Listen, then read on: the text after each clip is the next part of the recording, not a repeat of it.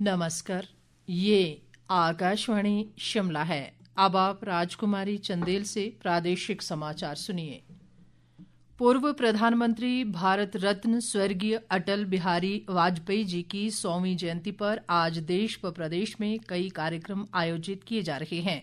राजधानी शिमला के ऐतिहासिक रिज मैदान पर हुए राज्य स्तरीय समारोह में मुख्यमंत्री सुखविंदर सिंह सुक्खू ने अटल बिहारी वाजपेयी की प्रतिमा पर पुष्पांजलि अर्पित की। उन्होंने कहा कि हिमाचल के साथ वाजपेयी जी का गहरा नाता था और मनाली के निकट प्रीणी गांव में उनका अपना घर है। मुख्यमंत्री ने कहा कि अटल बिहारी वाजपेयी एक महान कवि, लेखक, दार्शनिक और राजनीतिज्ञ थे जिन्होंने हमेशा देश के विकास के लिए कार्य किया। सुखविंदर सिंह सुक्खू ने कहा कि देश के विकास में अटल बिहारी वाजपेयी जी के योगदान को हमेशा याद रखा जाएगा। पूर्व प्रधानमंत्री अटल बिहारी वाजपेयी जी का हिमाचल से बहुत पुराना रिश्ता था। वो हिमाचल के मनाली में प्रीणी में आते थे और अक्सर हिमाचल के प्रति और प्रकृति के प्रति उनका एक मोह था। भारतीय जनता पार्टी के को फाउंडर मेंबर थे और मैं ये भी कहना चाहूँगा वो एक स्टेट्समैन के रूप में कार्य करते थे। भारतीय जनता पार्टी के 2 MP जीत कर आए, लेकिन अटल बिहारी वाजपेयी जी ने भारतीय जनता पार्टी RSS की विचारधारा को मजबूत भी किया। हमेशा जो पूर्व प्रधानमंत्री राजीव गांधी जी भी थे, उनके साथ भी उनके बड़े अच्छे संबंध थे। स्पष्टवादी थे। उन्होंने जो देश के लिए किया उसका हिंदुस्तान हमेशा याद रखेगा। इस बीच भारत रत्न अटल बिहारी वाजपेयी की जयंती पर भाजपा ने आज जिला मुख्यालयों पर अटल जी की जीवनी को दर्शाती प्रदर्शनियों का आयोजन किया। शिमला में राज्यपाल शिव प्रताप शुक्ल और विपक्ष के नेता जयराम ठाकुर ने इस प्रदर्शनी का शुभारंभ किया। उन्होंने अटल बिहारी वाजपेयी की प्रतिमा पर श्रद्धा सुमन अर्पित किए। राज्यपाल ने कहा कि वाजपेयी जी ने देश के विकास में अपना बहुमूल्य योगदान दिया और उनकी नीतियों से देश दुनिया में भारत को एक नई पहचान मिली। शिव प्रताप शुक्ल ने कहा कि प्रधानमंत्री ग्राम सड़क योजना वाजपेयी जी के कार्यकाल में ही शुरू हुई और इससे देश व प्रदेश में सड़कों का जाल बिछाया गया।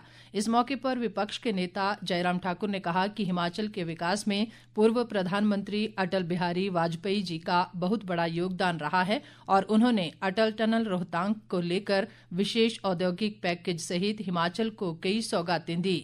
जयराम ठाकुर ने कहा कि हिमाचल वाजपेयी जी के दिल के करीब था और उन्होंने मनाली के प्रीणी गांव में अनेक कविताएं लिखीं।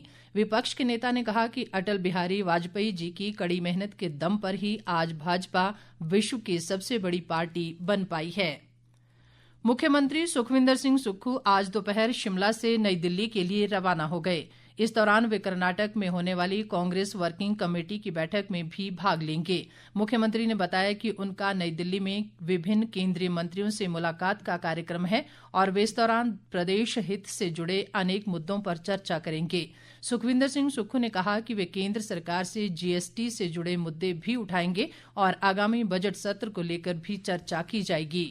हमारी CWC की 2 दिन की बैठक है और CWC की 2 दिन की बैठक के बाद मैं 28 तारीख को जिस भी मंत्री से अपॉइंटमेंट अगर मिलती है तो मैं उनसे मिलकर आऊंगा और निश्चित तौर पर प्रदेश के हित की बात है। प्रदेश के हित के लिए हमें केंद्र सरकार पर मिलना जरूरी भी होता है। आने वाले समय में जनवरी के महीने में हमारी काफी व्यस्तता रहेगी और इस मामले में क्योंकि बजट है और बजट से संबंधित हम सब चीजों को सरकार के उठाएंगे, क्योंकि हमारा जो GST कंपनसेशन है, क्योंकि हम प्रोड्यूसर स्टेट है, हम कंज्यूमर स्टेट नहीं है, तो GST कंपनसेशन हमारा बंद हुआ है। OPS देने के कारण हमारी लोन की लिमिट को भी कम कर दिया गया है। तो इन सब स्थितियों से मैं आने वाले समय में केंद्रीय नेताओं से मुलाकात करके इस बात को उठाऊंगा भी।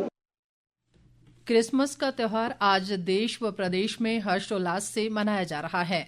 आज ही के दिन प्रभु ईसा मसीह का जन्म हुआ था। इस अवसर पर गिरिजाघरों को विशेष रूप से सजाया गया है।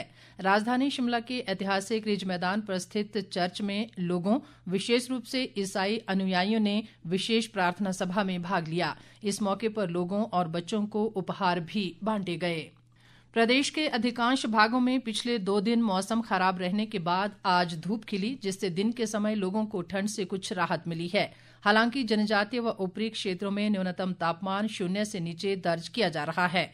पिछले दिनों हुए हिमपात के बाद राज्य में अभी भी लगभग 200 सड़कें यातायात के लिए अवरुद्ध हैं, जिन्हें बहाल करने के लिए लोक निर्माण विभाग ने भारी मशीनरी लगाई है। मौसम विभाग ने 27 से 29 दिसंबर तक प्रदेश में एक बार फिर वर्षा व हिमपात की संभावना जताई है।